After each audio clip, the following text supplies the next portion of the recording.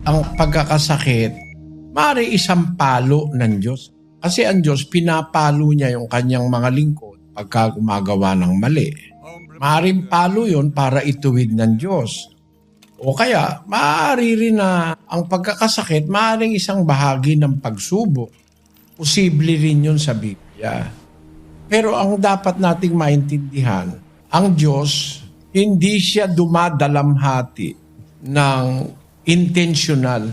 Walang intensyon ng Diyos ang tao, dalamhatiin niya intentionally. Sa 3:32 ng panaghoy.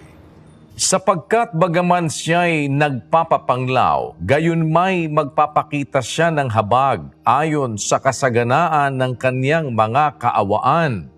Sapagkat siya'y hindi kusang dumadalamhati o nagpapapanglaw man sa mga anak ng mga tao.